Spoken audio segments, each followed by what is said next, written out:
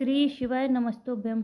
भव्य रुद्राज महोत्सव सीहोर कुबेरेश्वर धाम में जो शिव महापुराण की कथा चल रही है वह आज छठवें दिवस की कथा पूर्ण हो चुकी है। आज गुरुजी ने बहुत ही विशेष जानकारी और महत्वपूर्ण उपाय बताए। उपाय काफ़ी अच्छे हैं, आपको जानने के लिए पूरी वीडियो देखनी पड़ेगी। तो चलिए चलते हैं कथा की तरफ। आज की कथा कुछ इस प्रकार से शुरू हुई है कि गुरुजी ने कहा है कि किसी ने प्रश्न किया कि गंगा स्नान करने से क्या गंगा मैया हमारे पाप धो देती हैं? तो गुरुजी ने कहा हाँ, क्यों नहीं, अवश्य। अगर हम गंगा स्नान करते हैं तो हमारे सारे पाप धुल जाते हैं, पर जो जानबूझकर किए जाते हैं उनको वह नहीं धोती हैं। फिर गुरुजी ने कहा कि प्रदोष काल में भगवान शिव माता पार्वती को भ्रमण कराने के लिए लेके निकलते हैं, और पूर्णिमा के दिन मध्य रात में, और अमावस्या के दिन दोपहर में, और सोमवार के दिन प्रातः, और प्रदोष काल में शिवरात्रि के दिन चारों पहर में, और फुलारा दूज के दिन, और हरतालिका के दिन 12 ज्योतिर्लिंग के साथ जन कल्याण के लिए निकलते हैं, जो कि फुलारा दूज आज है। अगर आप कोई भी अगर भगवान से कामना करते तो प्रार्थना करते हैं तो बाबा उसको निश्चित ही 1 साल के अंदर अवश्य ही पूरा कर देते हैं। या आप कोई भी आज के दिन उपाय करोगे तो वह उसका असर आपको बहुत जल्दी दिखने को मिल जाएगा। फिर गुरुजी ने कहा है कि आज फुलारा दूज के दिन आज अगर शिव से जो भी प्रार्थना कर रहे हैं, जो भी मनोकामना कर रहे हैं, अगर आप दिल से कर रहे हैं तो बाबा उसको बहुत जल्दी सुनते हैं और आपको फल भी उसका अतिशीघ्र प्रदान करते हैं। फिर गुरुजी ने कहा है कि पीपल, वटवृक्ष, आंवला, बेलपत्री, समीपत्र, इनको काटने से पहले बहुत विचार करना चाहिए। फिर गुरुजी ने कहा ये कभी भी ऐसे नहीं काटे जाते। हमने 2018-2019 की कथाओं में इसका वर्णन किया है। अगर आप चाहो तो यूट्यूब पे ये वीडियो पड़ी है, आप सुन सकती हो।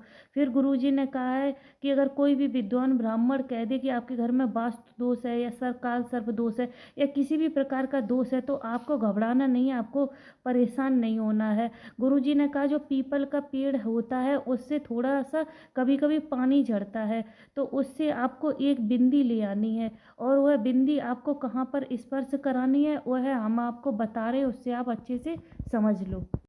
या फिर आपका किसी भी ब्राह्मण ने कह दिया कि आपका मंगल सही नहीं है, आपका बुध सही नहीं, कोई भी ग्रह बेकार है, किसी भी ग्रह की समस्या से आप जूझ रहे हैं, तो आपको एक बिंदी लेके, और यह स्थान हम बता रहे हैं, यह शिवलिंग का जो यह स्थान होता है, आपको यहाँ पर बस एक बिंदी लगा देनी है।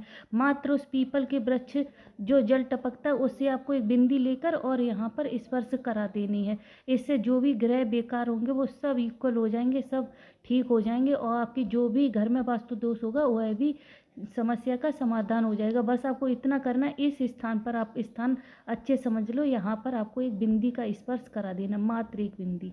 तभी प्रियंका जी अंडमान निकोबार से पत्र लेकर आई। उन्होंने कहा मेरे भाभी को बच्चा हुआ जो 2 से 4 दिन तक रोया ही नहीं था। डॉक्टर ने उसको आईसीयू में रखा था। फिर मेरी भाभी ने आपकी कथा सुन रखी थी और उन्होंने शिव मंदिर जाने के लिए कहा और 1 लोटा जल शिव पर समर्पित करने के लिए कहा। फिर वहाँ पर शिव जी पे जल समर्पित करके और उस जल को कपड़े में भिगोकर लेके आए और उसके बाद उस बच्चे को लगा दिया, तो थोड़ी देर बाद ही वह बच्चा रोने लगा।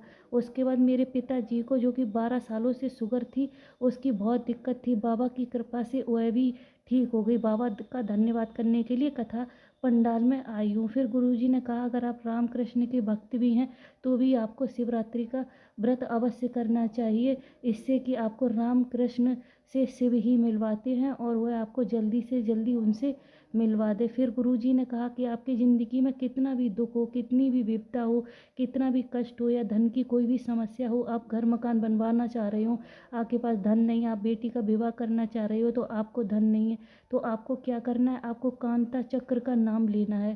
कांता चक्र जो कि नारायण का एक चक्र है, उसका नाम स्मरण करना है, और आपको शिव और नारायण का स्मरण करके आपको एक लाल पुष्प लेना है, सफ़ेद पुष्प लेना है, एक बेलपत्र लेना है, एक समीपत्र लेना है, और अपने दोनों हाथों से आपको अशोक सुंदरी के स्थान पर समर्पित कर देना है। जो गणेश कार्तिकेय के बीच में जो मोटी सी लाइन होती है वो होता है अशोक सुंदरी का स्थान, आपको वहाँ पर यह समर्पित कर देना है। आपको जो भी धन से संबंधी समस्या है वह बाबा महादेव आपकी दूर कर देंगे। गुरुजी ने एक और उपाय शेयर किया है। गुरुजी ने कहा है कि अगर किसी भी नारी को रजस्वला धर्म आता है और आता ही रहता है, या फिर उसके गर्भाशय में किसी भी प्रकार की गांठ हो गई या उसकी रजस्वला धर्म से जुड़ी हुई कोई भी समस्या है, तो उसको गूलर का जो फूल आता है उसको लेकर उसको महामृत्यु मंजरी, जो कि दुर्गा माता का चक्र है, उसका स्मरण करके, महामृत्यु मंजरी चक्र का स्मरण करके, उसको जो माता पार्वती का हस्त कमल होता है, जो जलाधारी के जो गोल गोल गोल गोल होता है, वह होता है माता पार्वती का हस्तकमल।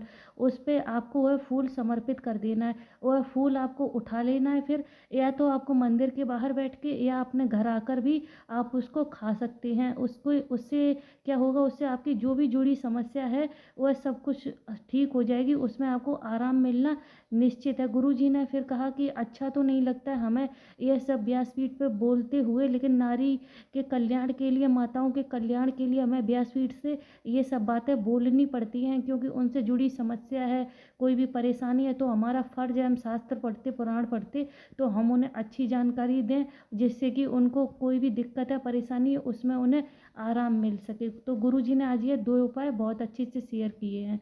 इसी के साथ साथ आज की कथा विश्राम हो गई है। गुरुजी ने कहा शिव पर विश्वास बनाए रखें और बाबा भोलेनाथ पर 1 लोटा जल अवश्य समर्पित करते रहें। इसी के साथ कथा विश्राम हो गई है। मिलते हैं कल नई कथा के साथ 7वें दिवस की। तब तक श्री शिवाय नमस्तुभ्यम। हर हर महादेव।